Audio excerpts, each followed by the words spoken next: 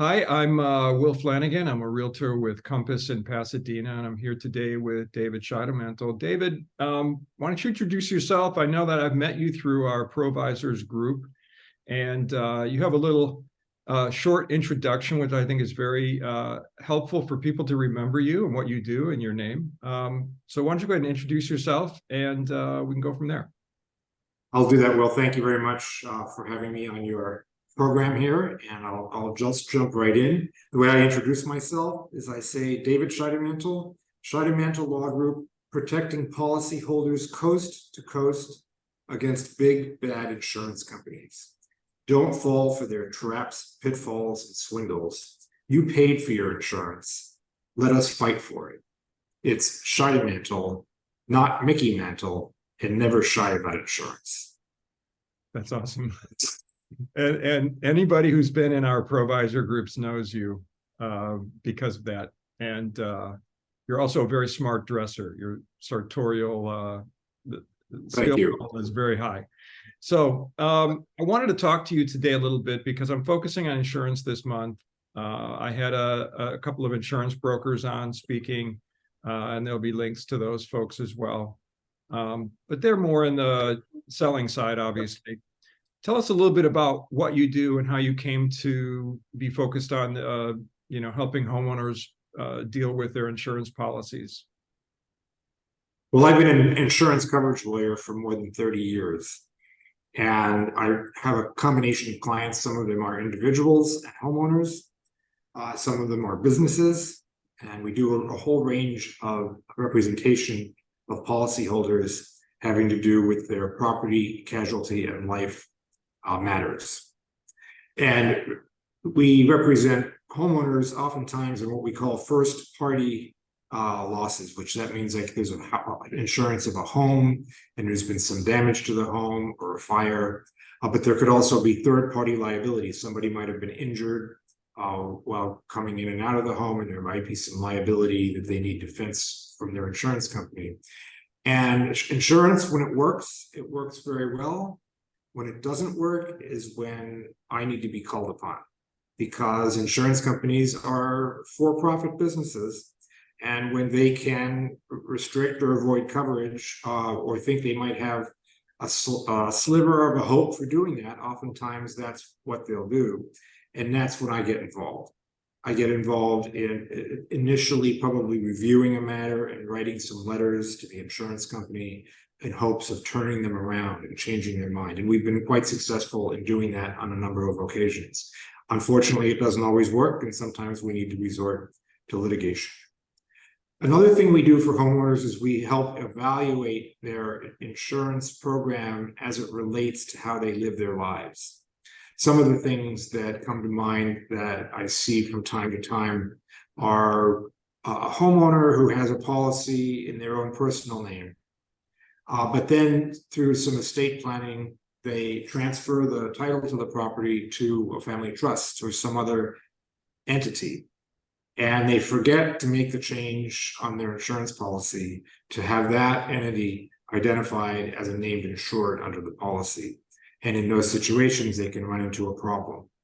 I would have never thought of that. Does that happen quite often?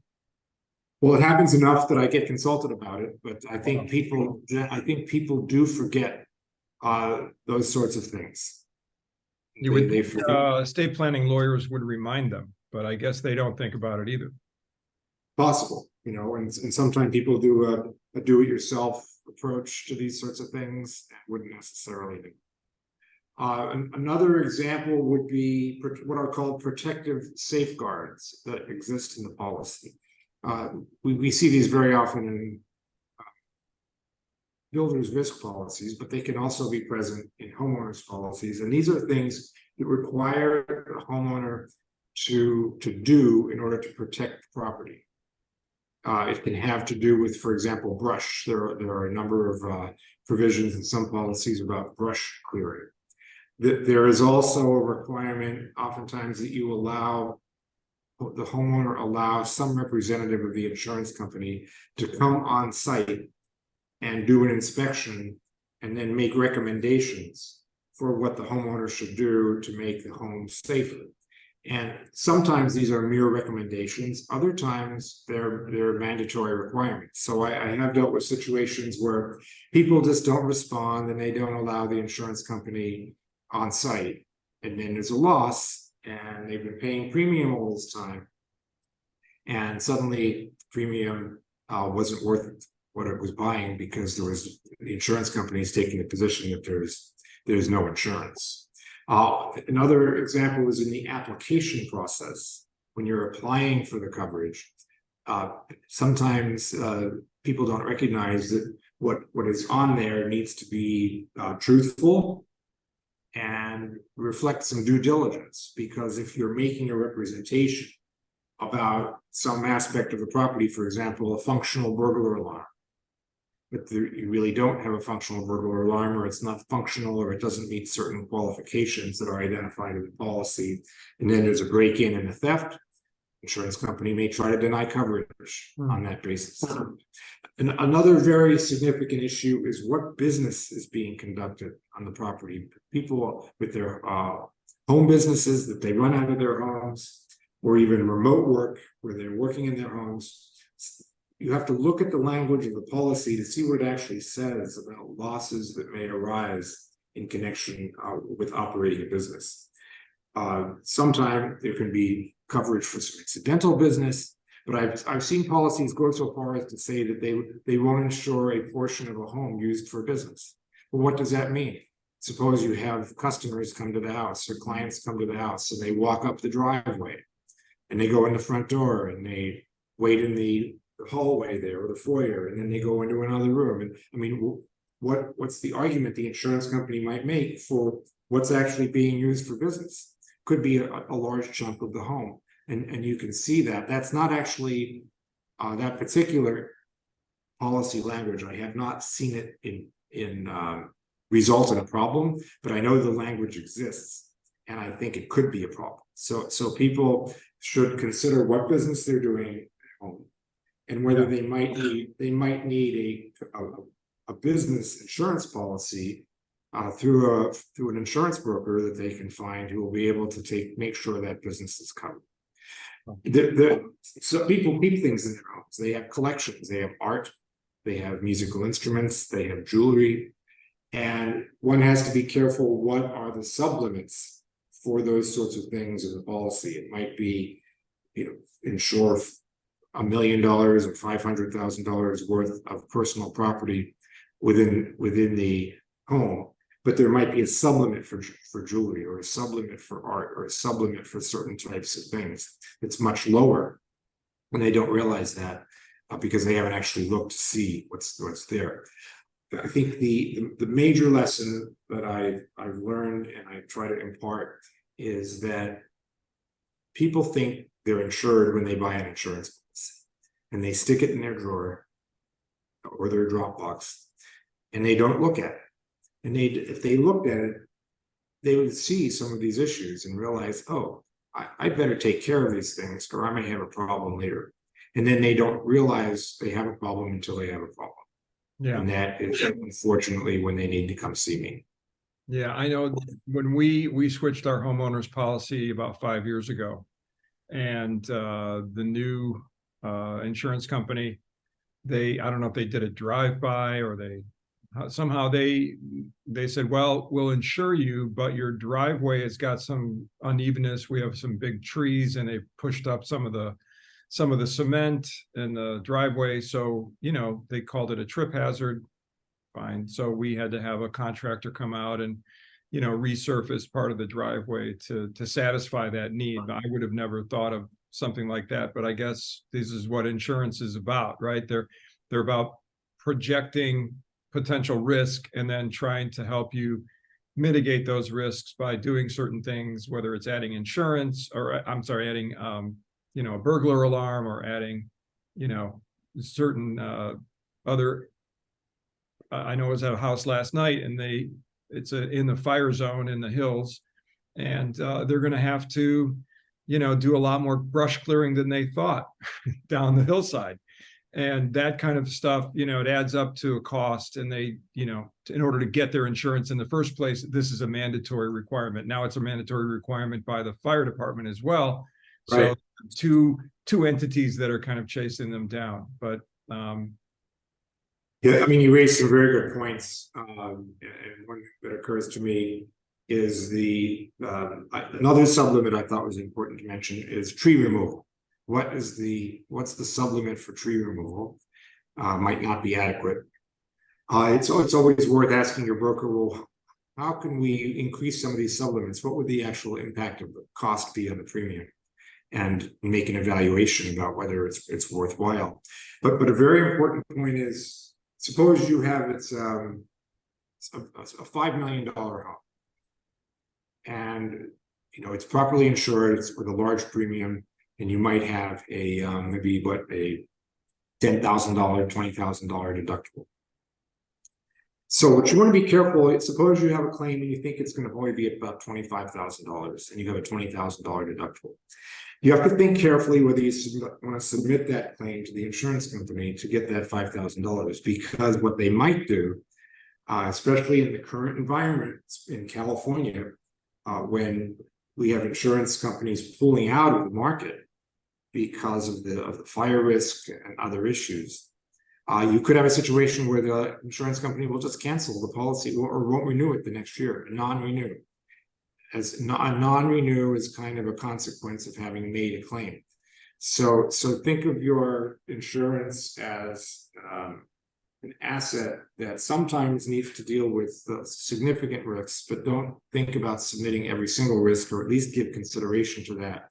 Check with the brokers are pretty tuned in to how particular insurance companies are dealing with claims. So that's a conversation worth having. so would you recommend a homeowner reaching out to you or somebody like you versus reaching out to an insurance broker to evaluate their policy? I mean, well, we do brokers can try to sell them more policy, I would think, right? No, I think if someone has a lot of they have assets to support it, and they have a complex insurance program, we certainly do pre-claim policy reviews. Unfortunately, most policyholders would never even think of that and wouldn't think it's necessary, but oftentimes it is. So what we wouldn't do is, if someone came to us with that $25,000 claim, I would not be the one that would be able to tell them, well, this particular insurance company is probably going to cancel you. I'd say, talk to my friend X or Y and see how that insurance or talk to your broker and see how that insurance company is behaving when it encounters a claim. Got it. I know that one of the big lessons I've been learning from meeting other insurance brokers over the last several months is and this is what I'm highlighting in my newsletter, is that you definitely want to make sure that your insurance payments are on auto pay, because what they're seeing is any policy that lapses even for a day, this is an opportunity for the insurance companies to cancel. Somebody will call them up. Oh, I missed my payment by a day. I'm really sorry. There's no grace period anymore. And they're not just saying, okay, yeah, just send it in next week. They're canceling, and then they're saying, oh, well, we will reinsure you, but the rates are going up 2, 3, 4 times. And people are being shocked and obviously very upset over a minor thing that in the past would never have resulted in this kind of hijacking of their insurance, but they need it. And so number one rule, make sure you're paid up on your insurance policy, because if they can cancel you, they will. That's what's happening anyway, that the brokers that I'm talking to are telling me. Yeah, I mean, one has to be cognizant of the California and other states' legal requirements for how to cancel a policy and make sure that the insurance company follows the rules. I actually have 2 of those right now. Not in California. One is in New York. Actually, both of them were in New York, where cancellation was performed and we're saying that the legal requirements under the statutory law were not met. And then there's a whole debate because did they mail something or didn't they mail something? How did they prove that they mailed something? Mhm. What form of proof is required? So that's something to look at. Now, cancellation needs to be distinguished from non-renewal because they don't have to have an excuse for non-renewal.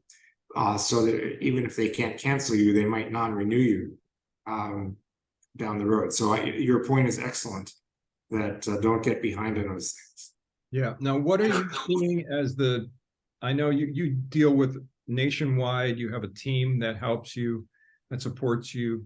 But what are some of the major legal challenges that you're dealing with right now that you see that people come to you, they say, David, my house caught on fire, they're denying it, they said it was whatever. Or what are some of the major issues that you're helping clients resolve with their insurance carriers? Some of them have to do with cancellation. Another example are water claims. Water claims are very tough because one has to look at what the policy actually says and how the water problem arose. And that's one area where early consultation is better than late consultation, because the policyholder, not knowing the language of the policy during an interview with the insurance company, might use the very words that are identified as excluded in the policy, and might not be able to set themselves up properly for trying to get the coverage that they deserve. But there are, insurance companies are getting stricter and stricter having to do with water claims, and they can be difficult. So, water claims from internal leaks or water claims from like the rain that we saw last week? All of those, the different policies say different things about the way the water intrudes. Okay. And then why did it intrude? Got it. There's ordinary wear and tear. Did it intrude slowly? Did it intrude quickly? Was it a design defect? There are all sorts of barriers. The water. Got it. I'm in escrow with some clients, and we discovered the day before our contingency period was up.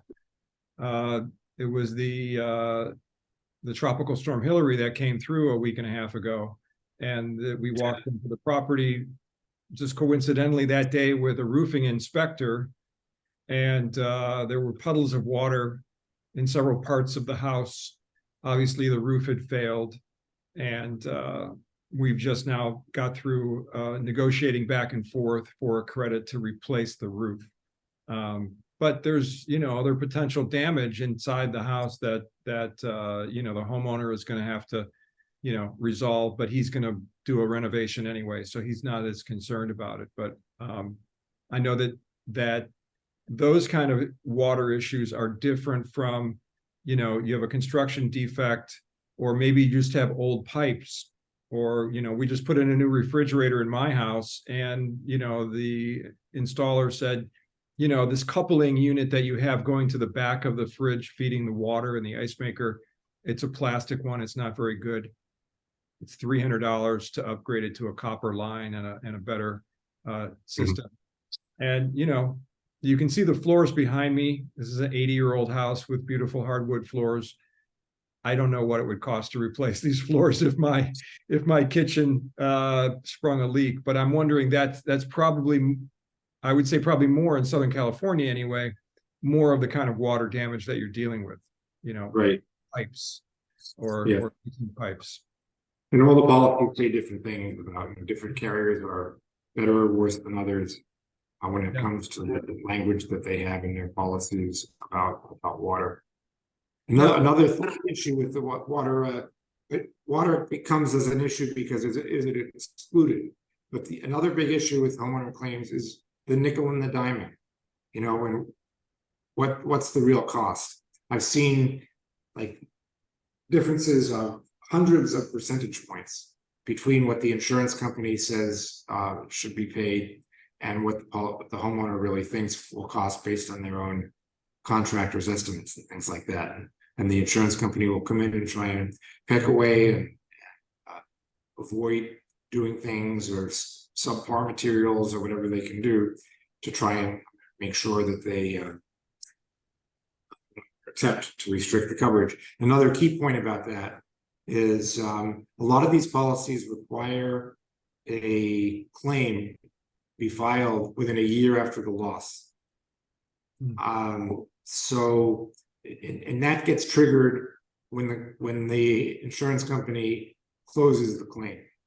So if you have an event on January 1st, and then you file a claim and the insurance company says in March 31st that they're closing the file, you have another, if it says a year, you have a year from then to get your claim filed, unless you can get them to reopen it.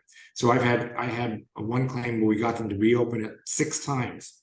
You just keep having to keep track of the time to see when your year is going to expire.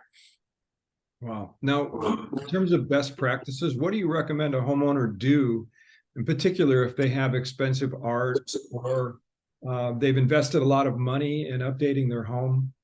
How do you manage those costs and the values of, if somebody has spent $10,000 on a piece of art, obviously the ideal thing would be to have that receipt, but if they don't, or if it was a gift from a relative handed down, but it hasn't been appraised, what do you recommend people do to make sure that if there is a claim, they're going to get the proper value returned to them? Well, it's a great question, and it requires a lot of work. I mean, you've identified some things, and people need to think ahead about their insurance. So let's just take one step at a time. First thing they want to do is actually know what their insurance policy says. And they want to work with a broker who's knowledgeable about the kind of home they have and what they might have in it, who asks the right questions to find out where the devil in the detail may lie.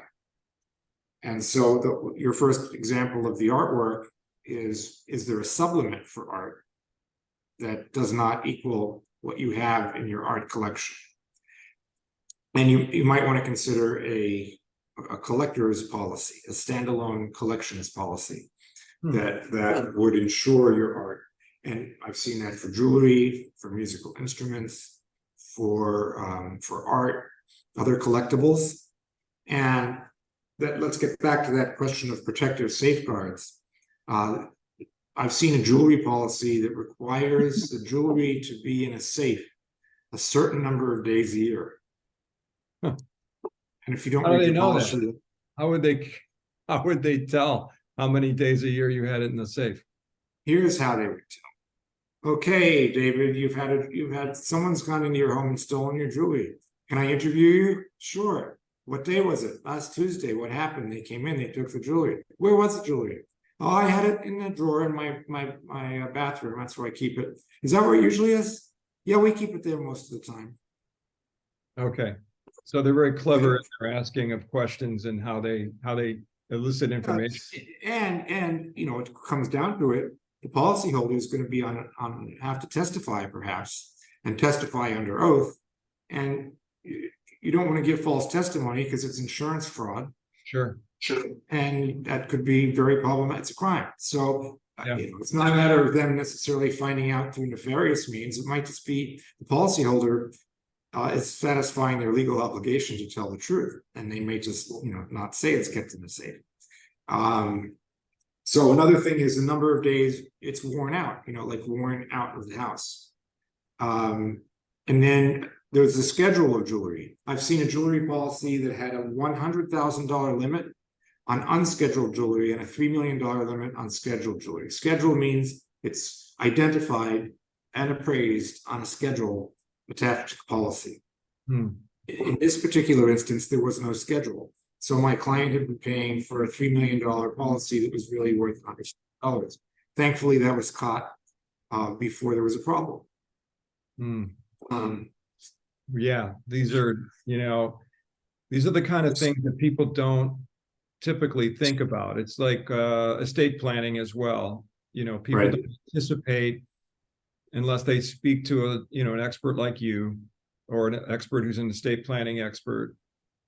to help them think about, you know, the potentiality for these kind of conflicts and issues that may or may not arise, but it's always better to have the conversation sooner. So if somebody wanted to reach out to you, if they thought, you know, first of all, you know, again, if it's a small claim, it's probably not worth your time and their money to engage you.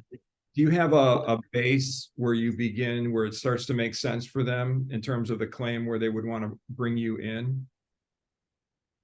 Necessarily have a particular base. I just say that it's a conversation with the client. You know, what is this worth to you? And what's your desired outcome? And what are you willing to invest in? Maybe writing a couple of letters or something like that. It can depend on exactly what's done. And we've had success with the letters in terms of maybe getting to a few levels higher up in the insurance company and getting to someone who will pay attention, or talking to the broker. Maybe the broker can pull some strings there.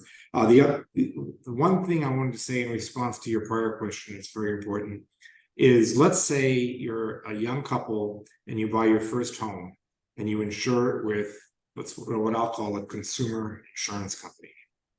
And they're fine and you haven't had any claims. And then you buy another house and then you still stick with the same insurance company because you've always used them. And then you really upgraded to a much bigger, more expensive home, and you still haven't had any claims, and you still buy that same company's policy. But then you have a claim, and then you realize my insurance has not kept up with my needs, and no one ever told me that. I didn't know.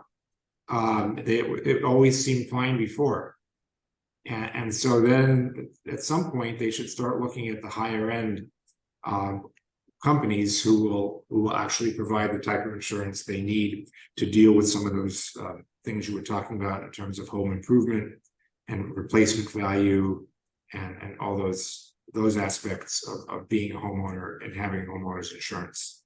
Got it. And you're not a broker, you're not an insurance broker, but I'm sure that you have a good roster of brokers that you could recommend to people as well. Is that correct? Absolutely. That's absolutely. So, well, we're coming to the end of this little introductory interview. If somebody wanted to reach out to you, if you're comfortable sharing your phone number or your contact number, the website that people can connect with you, feel free to offer it. Otherwise, I can give it to them privately. But you know, if somebody wanted to call you, could they reach out and call you? Sure. My business number is 626-660-4434, and my email address is david@scheidemantel-law.com. And that's Scheidemantel Law. Yes. Perfect. I'll put that in the links as well to this video.